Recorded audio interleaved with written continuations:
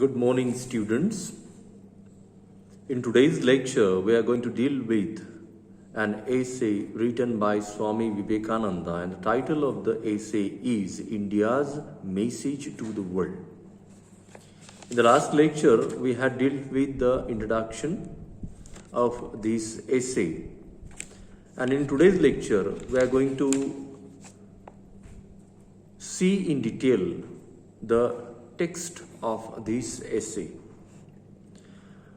First of all, I am going to read out first two paragraphs of this essay loudly. Bold has been my message to the people of the West. Bolder is my message to you, my beloved countrymen. The message of ancient India to new Western nations I have tried my best to voice. Ill done or well done, the future is sure to show. But the mighty voice of the same future is already sending forward soft but distinct murmurs, gaining strength as the days go by. The message of India that is to be to India as she is at present. Many wonderful institutions and customs and many wonderful manifestations of strength and power. It has been my good fortune to study in the midst of the various races I have seen. But the most wonderful of all was to find that beneath all these apparent variations of manners and customs, of culture and power, beats the same mighty human heart under the impulsion of the same joys and sorrows, of the same weakness and strength. Now let's get back to the first paragraph of this essay written by Swami Vivekananda, which is entitled like this: India's Message to the World. A message of India to the whole world. Bold has been my message to the people of the West. So here, it is the message of India. Here, through this text, through this essay, Swami Vivekananda wants to give a message to the people of the Western country, and that message is definitely the bold one. Bold means full of courage and full of daring. So it is more bolder to my countrymen also. This message is not only for the Western countries, but this message is also there for the countrymen also, to the people of India also. The message of ancient India to new Western nations I have tried my best to voice, ill done or well done. So here, according to Swami Vivekananda, he has tried his best level to explain this concept, to explain this message to the Western country, that whatever he is going to put forth in front of the Western countries as well as the people of our own nation, that is the countrymen, it is ill done or well done, the future is sure to show it.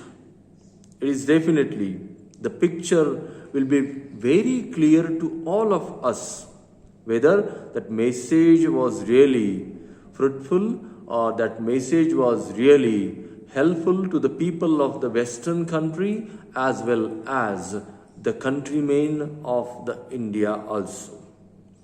So the future will decide it, and definitely it will come ahead with a particular result.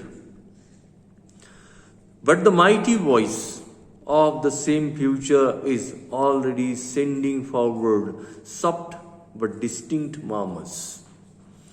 Here, The future will decide.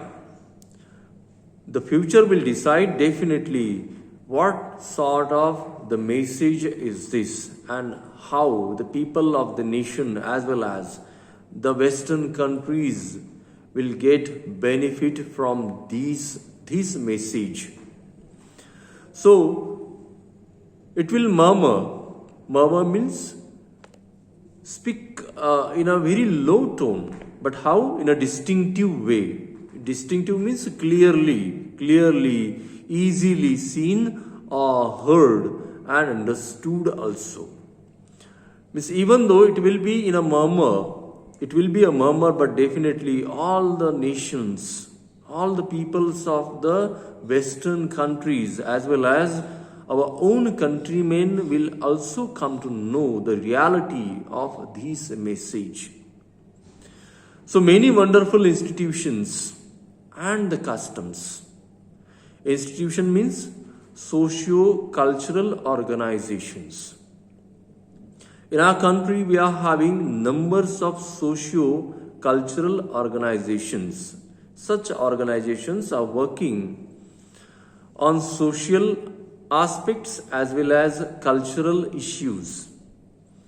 Socio-cultural organizations, customs, and many wonderful manifestations of strength and power. Manifestations means the visible expressions. Yes, definitely. Whatever we are watching around us, that is the manifestations of our socio-cultural behavior. And such customs and such socio-cultural behavior of human beings or the countrymen in the country has been organized by such organizations or such institutions throughout the country. So manifestation of strength and power. So what strength and power? The socio-cultural strength and the power which is related to it. It has been my good fortune to study in the midst of the various races I have seen.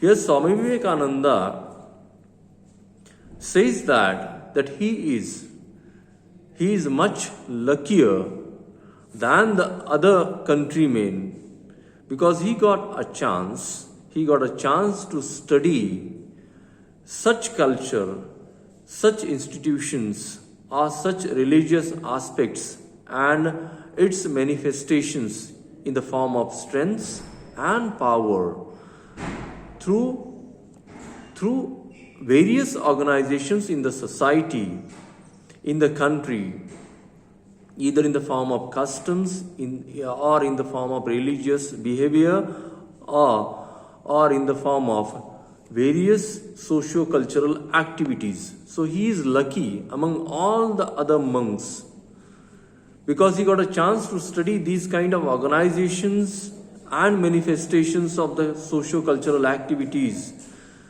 among various races.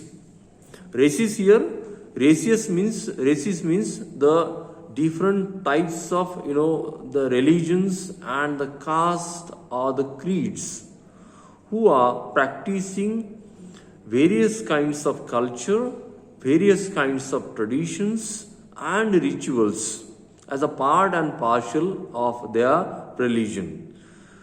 So he found that he is lucky because he got a chance to study such a variety of religions, variety of caste, creeds and their traditions and customs at a time. But the major thing is here, Swami Vivekananda has discloses what is it? That beneath all these apparent variations of manners and customs, here apparent means what? Apparent means that seems to be real but may not be the real.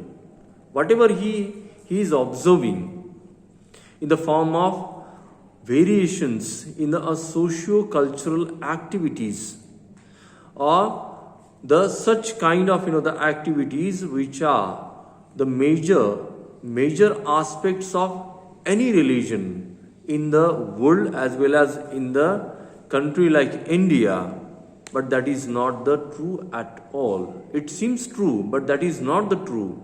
How is it then?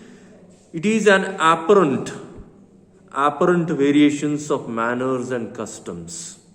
You will find the variety of manners and variety of customs which are in practice, and the people of the follower of a particular religion, particular caste or particular races, they are practicing it, and they are doing it, and they are following all these kinds of the manners and customs, cultures and powers on their own level. So, but the major drawback of these kind of apparent variations is what exactly? As per the Swami Vivekananda, he finds that it beats the same mighty human heart under the impulsion of the same joys and sorrows, and the same weakness and the strength. Beating means what? It is defeating. The variety of culture, the variety in traditions, variety in rituals, variety in races. What is happening exactly? It is beating, it is defeating the mighty human heart. How is the heart? Mighty. Mighty means strong, powerful heart. So, it is defeating such heart who exactly wants to know how is the picture of a true nation, what is the picture of a true culture, what is the true picture of a true religion. It is defeating such mighty heart, and here it is getting an impulsion. Here the word is used, impulsion of the same joys and sorrows. Impulsion means motive or influence behind an action or process.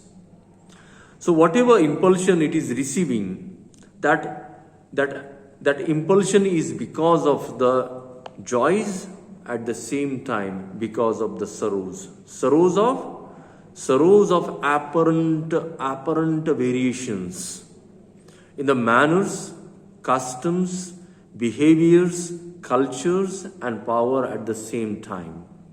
And at the same time, it is impulsion. Impulsion is there because of the weaknesses and the strengths of such religions, races, caste and customs in our country. So here, these are the two paragraphs of this essay written by Swami Vivekananda. In the next lecture, we will deal with the next paragraphs from the same essay, and the title of this essay is India's Message to the World.